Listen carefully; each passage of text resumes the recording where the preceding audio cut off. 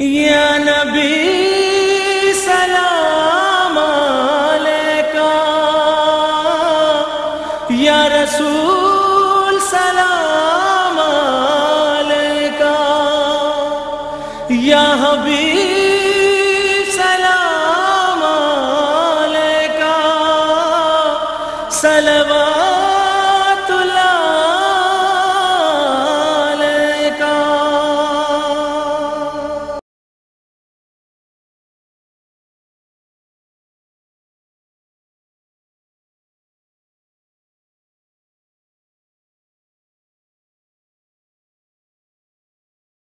طلع البدر علينا من ثنيات الوداع، وجب الشكر علينا ما دعا لله داع.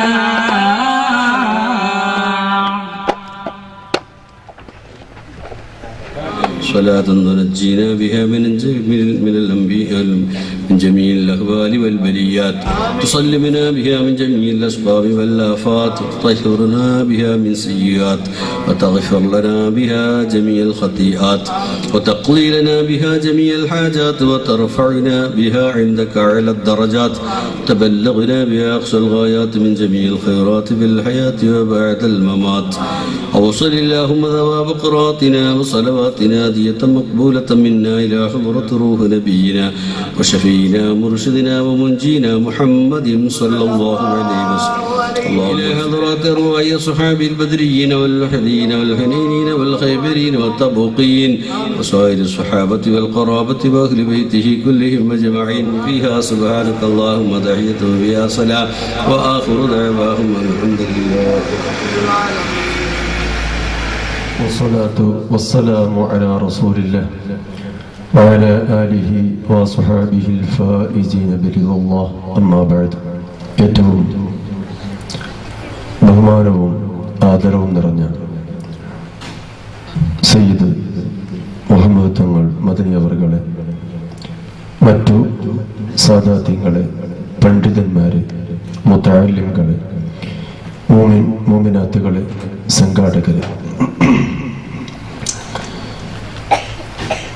കാനക്കോട് മുനീറുൽ ഇസ്ലാം ദഫ് സംഘത്തിൻ്റെ 50ാം വാർഷിക മഹാസമ്മേളനത്തിൻ്റെ 4ാം ദിവസത്തിലാണ് നാം ഒരുമിച്ച് കൂടിയിരിക്കുന്നത്.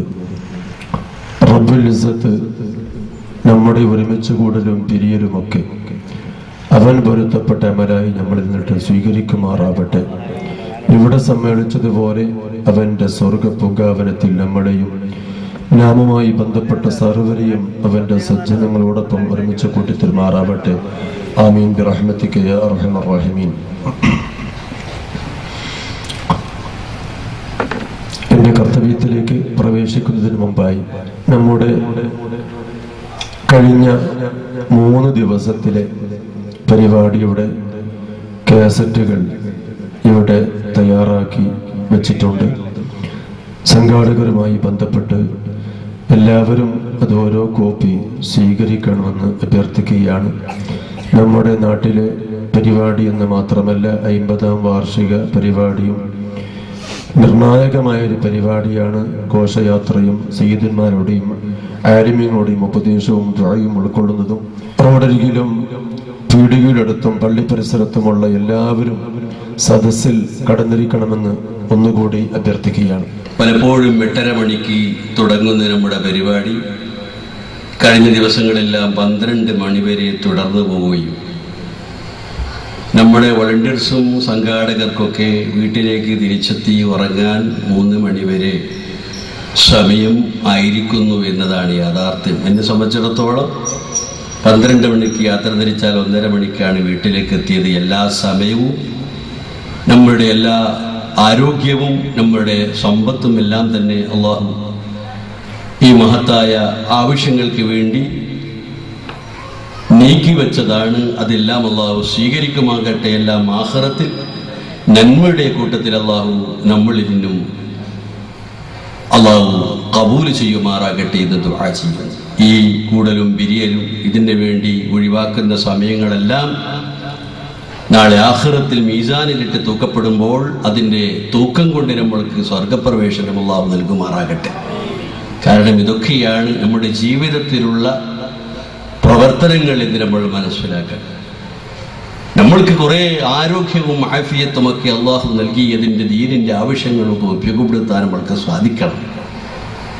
നമ്മൾ രാഷ്ട്രീയ പ്രവർത്തനമാണെങ്കിൽ എത്രയോ സമയം പാതിരാത്രി വരെ ഇരുന്നും കൊണ്ട് നമ്മുടെ പാർട്ടിക്ക് വേണ്ടിയും നമ്മൾ ഉദ്ദേശിക്കുന്ന നേതാവിന് വേണ്ടിയും സിന്ദാബാദ് വിളിക്കുവാനും വേണ്ടുപോലും പ്രവർത്തിക്കുവാനും ഇലക്ഷൻ വന്നാൽ പാതിരാ സമയം വരെ അതിന് വേണ്ടി അധ്വാനിക്കാൻ നമ്മൾക്ക് സാധിക്കുന്നു. അതേ പ്രകാരം ലോകത്തിന്റെ ഗുരുവായ അഷ്റഫുൽ ഖൽഖ് മുഹമ്മദ് റസൂലുള്ളാഹി സ്വല്ലല്ലാഹു അലൈഹി വസല്ലം തങ്ങൾ കാണിച്ചു തന്ന പരിശുദ്ധമായ ദീനുൽ ഇസ്ലാമിന്റെ പ്രബോധനം, ആ പ്രബോധനം നടത്തുന്ന ഇത്തരം വേദികൾ നമ്മൾ ഉറക്കമഴിച്ചാലും അതിനു വേണ്ടി അധ്വാനിച്ചാലും നമ്മുടെ ആരോഗ്യം അതിനു വേണ്ടി നീക്കിവെച്ചാലും സാമ്പത്തികമായി എത്ര തന്നെ അതിനു വേണ്ടി ചെലവഴിച്ചാലും ഒരിക്കലും വൃഥാവിലാവുകയില്ല.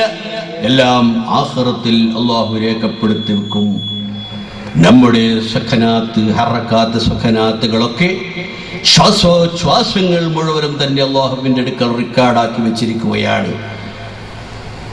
നമ്മളുടെ പ്രവർത്തനങ്ങൾ മുഴുവനും തന്നെ അള്ളാഹു കണ്ടുകൊണ്ടിരിക്കുന്നു. വമാ തശാഊന ഇല്ലാ അൻ യശാ അല്ലാഹ്.